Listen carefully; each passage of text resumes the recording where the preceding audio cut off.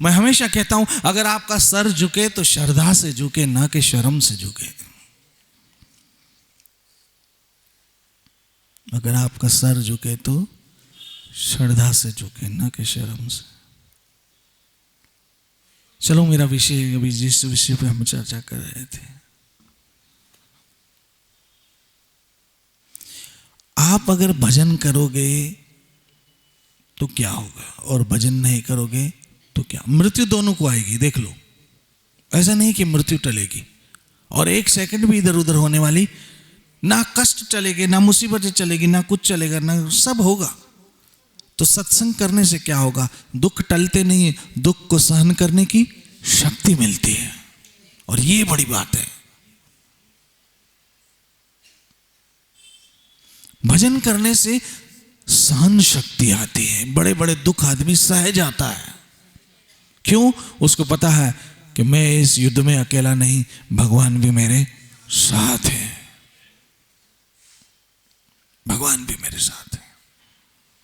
तो आप अगर भजन करोगे तो क्या होगा, और भजन नहीं करोगे तो क्या होगा? सत्संग में आओगे तो क्या होगा, और सत्संग में ना आओगे तो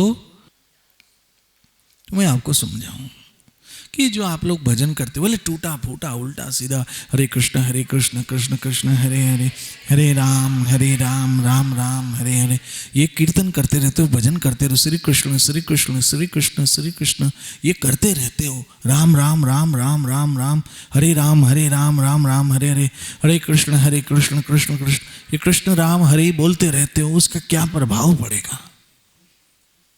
ये बड़ी समझने की बात है। तो इस विषय में मैं कई बार चर्चा कर चुका हूं, लेकिन क्योंकि विषय चल रहा है, तो जो भजन करता है वो मरेगा तो वो भी कहाँ जाएगा? शमशान जाएगा। और जो भजन नहीं करता है वो भी कहाँ जाएगा? जी, शमशान जाएगा।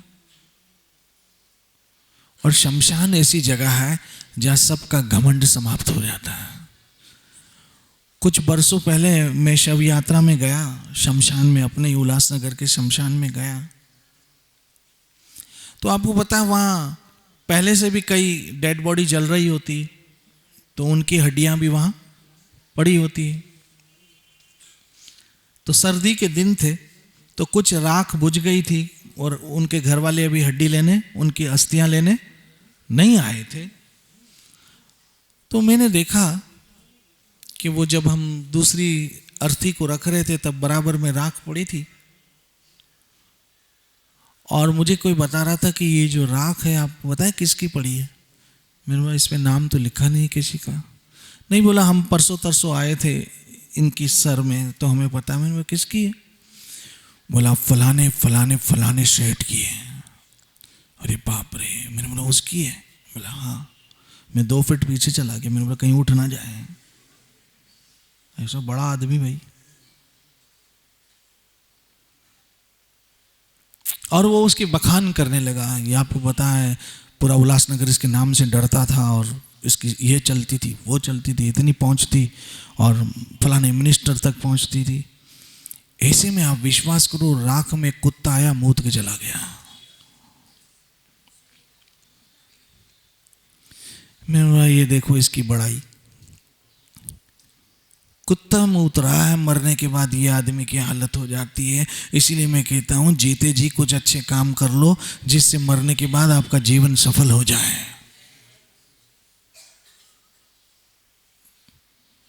छाड़ स्यानब सगली मना, गुरु ग्रंथ जी महाराज। ये अपनी होशियारी छोड़ो और भजन करो। तो अब जो भजन करता वो भी शमशान जाएगा, जो भजन नहीं करता वो भी। सबकी मृत्यु तो है, इस संसार में आए मौत है, उसमें कोई दो मत नहीं, लेकिन दोनों के परिणाम बड़े अलग निकलेंगे।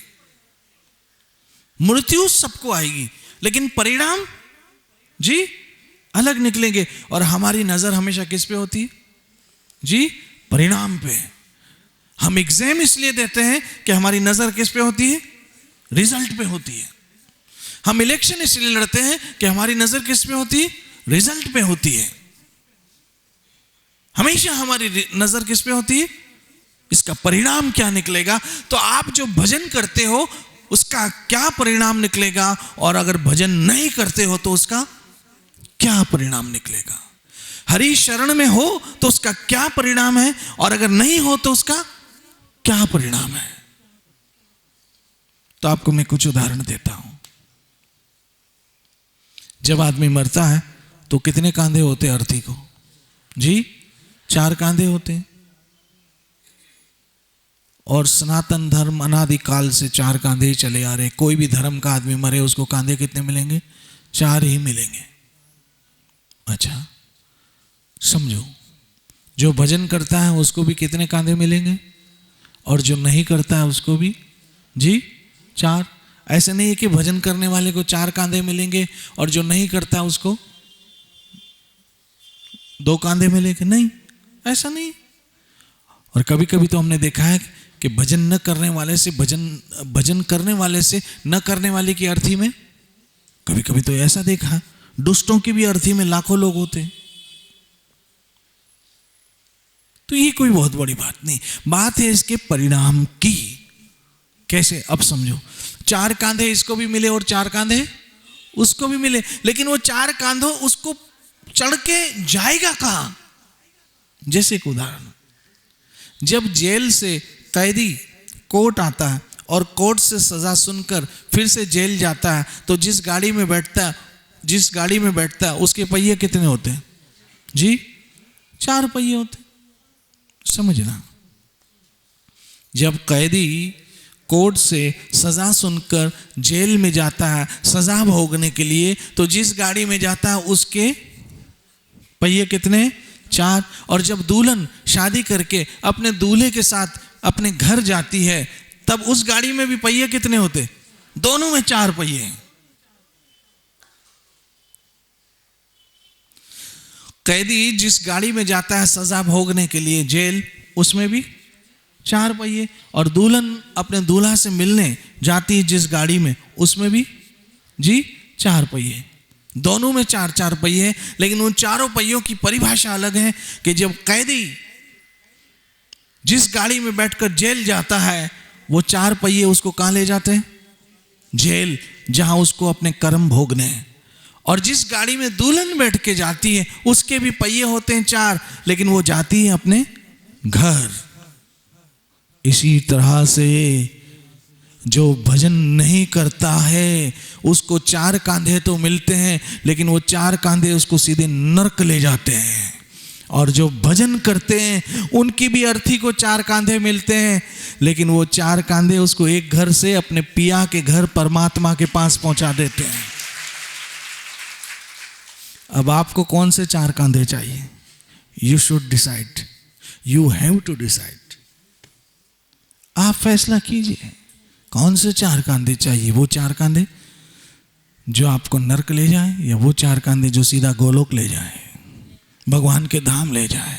और अगर चाहते हैं कि वो 4 कांधे जो आपको सीधा कहां ले जाए, शमशान से भगवान के घर, तो फिर आज ही से भजन करो, हरे कृष्ण कृष्ण कृष्ण हरे हरे, हरे राम राम। तो आप कहोगे फिर मृत्यु तो आएगी, लेकिन मृत्यु की भी परिभाषा बदल जाएगी। अभी तक किसकी बताई? 4 कांधों की, अर्थी की। अब मृत्यु की परिभाषा भी बदल जाएगी। मौत आएगी, वो पक्की है, लेकिन उसकी परिभाषा बदल जाएगी। कैसे?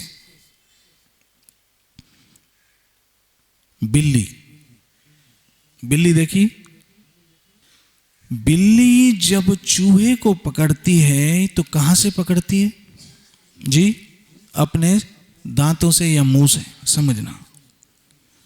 और यहां से गर्दन से पकड़ लेती है चूहे को, और उस चूहे का क्या करती है? उसको नाश कर देती है। अब वही बिल्ली अपने बच्चे को पकड़ती है। पकड़ने का स्टाइल एक जैसा, वही मुंह, वहीं से पकड़ती है।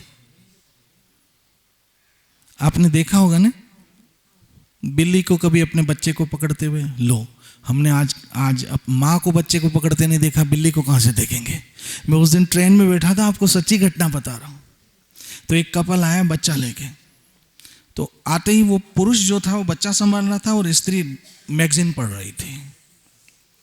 अब ऐसे करते करते शाम को आए थे, रात हो गई।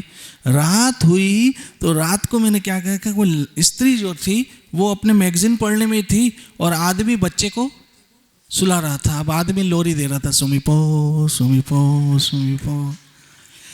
अब आदमी की लोरी से कभी बच्चा सोएगा? माँ की लोरी से बच्चा सो सकता है, आदमी की लोरी से बच्चा कहाँ सोएगा?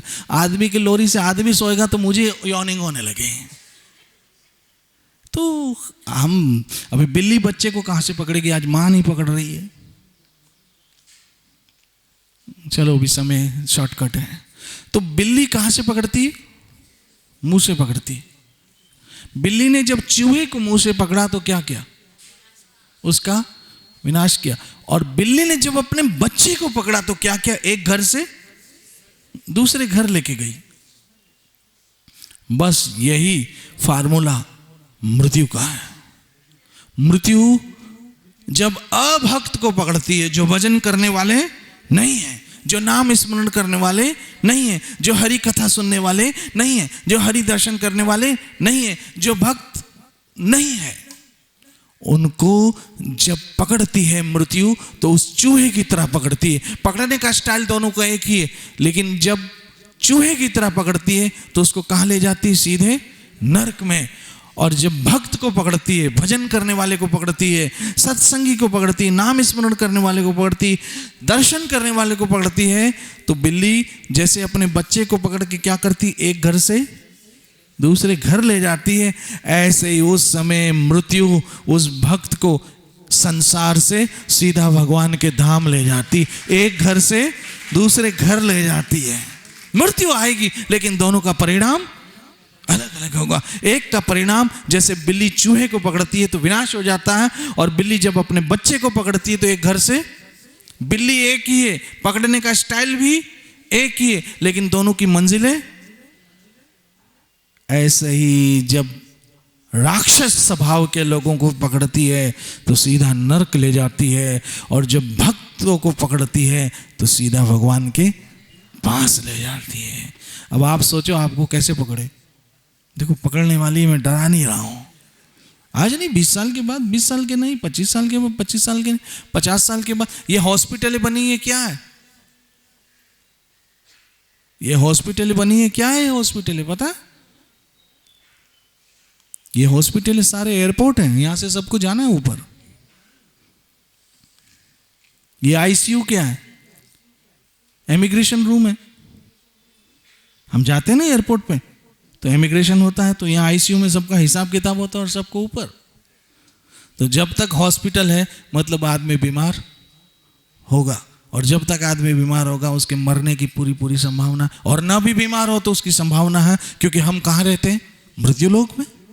इसलिए अकलमंद को जी, और आप सब ही मुझे शक्ल से अकलमंद दिखते हैं, सब आप मुझे सब बुद्धिशाली लोग दिखते हैं, और मैं उम्मीद करता हूं कि आज ही से आप ये फैसला कर लोगे कि हमारा जीवन कृष्णमय होगा, हमारा जीवन भजनमय होगा, हमारा अंत जो है वो इसी हरि भजन में होगा। हरे कृष्ण कृष्ण कृष्ण हरे हरे, हरे राम राम राम। श्री श्री राधा वृंदावन चंद्र बिहारी जय जय श्री राधे, जय जय श्री राधे, जय जय श्री राम।